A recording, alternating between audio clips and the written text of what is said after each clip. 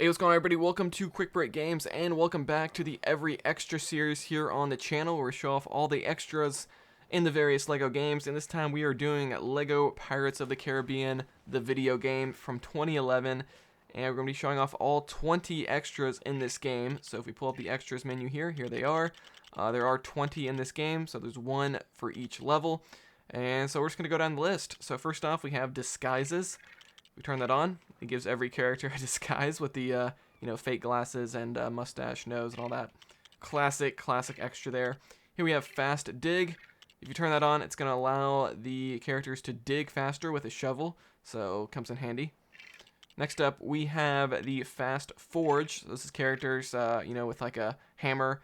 They can fix or forge items faster, which is nice. So kind of a convenience thing there. Here we have extra toggle. This is going to give you additional characters when you're playing in free play mode. Of course, the game randomly selects, a handful of characters to give you. And with extra toggle on, you get even more characters that aren't necessarily on the character roster. So pretty cool there. Let's pull up the extra menu here. We have fast build. Pretty self-explanatory. We've seen this one where you can build things faster. When you see a pile of Lego objects on the ground, you can build it all the more faster. So next up, we have the character treasure. So this is pretty useful. This is when you take down various CPU characters, they'll drop treasure. Let's actually see if we can do that here at the port. If these characters stop running away from us. Here we go. We'll take this guy down. And oh, he fell into the water. Let's see if we can take this guy down. Come on. Won't even let me attack some of these people. Really? Gosh, dude. You can't even get a takedown on these dudes. It's very difficult to actually attack your fellow AI partners in this game. Well, hopefully I found some footage elsewhere to show you guys, because I couldn't replicate that one in the open world. Next up, we have fall rescue. This is when you fall off the map, in a level. It'll just rescue you, so that's definitely helpful. Here we have treasure magnet. I can't show off this one here in the hub. So if you get treasure or studs, they'll come to you from a distance. You can see I wasn't even really that close to them, and they just drew right towards me. So pretty cool there. Next up, we have breathe underwater. This one's very useful here. We can show this one off right here. When you're under the water, if you hold the B button here on Xbox, you can see the water meter in the top left. The blue hearts do not go down at all. We can just stay underwater forever. Whereas if you turn this off, now when we go underwater, you can see our hearts will go down after a couple seconds. So you can't stay underwater too long normally. So definitely a very useful extra there. Next up, we have regenerate hearts. So you can see we're lost a few hearts there. Now we can regenerate those slowly over time with this extra on. Pretty nice. Here we have the red hat finder. So in this game, instead of red bricks, you have red hats. And so when you're in a level, in any of the 20 levels, this will give you like a little red arrow pointing to where that red hat is going to be in the level. So pretty useful. Next up, we have the mini kit bottle finder.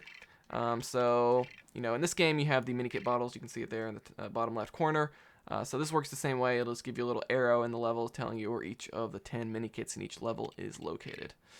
Next up, we have extra hearts. So you can see now we went from 4 hearts to 6 hearts there in the top left corner of the screen. So giving you additional health there to help you survive. Pretty useful. Here we have always double treasure. This one's kind of unique. So you can see there, kind of on the left side of the screen, we've got ×2 multiplier. So now all the studs in the game are now worth double what they normally would be worth, which is very similar to treasure ×2, which we're going to get to here in a second. Here we have the invincibility extra. Of course, it makes you invincible. You can't really notice anything right off the bat, but we won't be able to take damage. The only way we can die with the invincibility extra is to fall off the map. But if you have the fall rescue extra on as well, then you really truly are invincible. But anyway, here we have treasure ×2, ×4, ×6, ×8, and ×10. So if you turn all of these on top of the always double treasure extra, well, look at that. We're now at ×7,680 studs. I definitely don't think there's any other LEGO game. Someone can correct me if I'm wrong, but I don't think there's any other LEGO game that allows you to get to a multiplier of that high. Usually it caps out at the 3,800, was it 3,840, I believe. So look at this, just the amount of studs you can get, which I guess makes sense, because this is a pirate game. You want to be collecting treasure as a pirate, so it only makes sense that it has the highest multiplier. So yeah, kind of weird how there's like 2 ×2 studs extras, which is a little weird, but At the same time, I guess it kind of makes sense in a way for a Lego Pirates game. But guys, that is going to do it for the every extra video here for Lego Pirates of the Caribbean, the video game.